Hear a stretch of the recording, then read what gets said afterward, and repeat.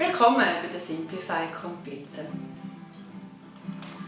Tun Sie gerne Wäsche waschen? Also ich überhaupt nicht. Ich habe es darum auch immer möglichst lang rausgezögert und aber durch das halt dann auch immer recht viel Wäsche müssen waschen. Inzwischen kann ich das auch Wochen machen und die Wäschehänke ist auch nicht mehr so voll wie früher.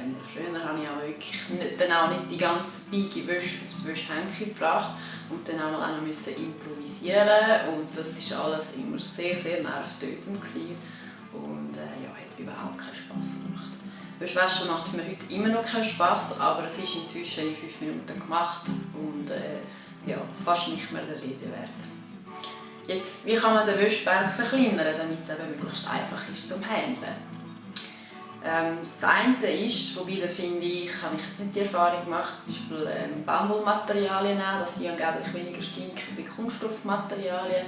Ich habe die Erfahrung gemacht, es gibt auch Baumwoll-T-Shirts, die nach einem Tag keine Freude mehr machen, um es anzulegen. Und aber dagegen auch viskose Oberteile, die ich länger anlegen konnte, die mir nicht geschmeckt haben. Also das allein das Material, würde ich jetzt sagen, ist noch nicht ausschlaggebend.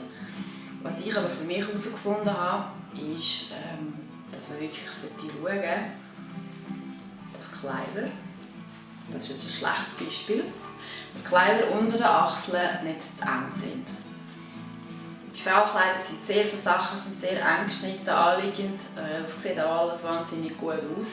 Nur wenn sie unter den Achseln zu eng sind, dann schwitzt man schnell und dann habe ich einmal auch gut nach einem Tag die Ware in die Wäsche tun. Und durch das nach 2 Wochen hatte ich 14 T-Shirts zum Waschen und dann noch schon 14 T-Shirts an die Wäschehänke hängen. Ja, macht keinen Spass. Da kann man wirklich gut aufpassen beim Einkaufen, dass man schaut, dass die Sachen an den richtigen Orten eben nicht zu eng sind. Und dann sind die Oberteile wirklich gut auch mehrere Tage tragbar.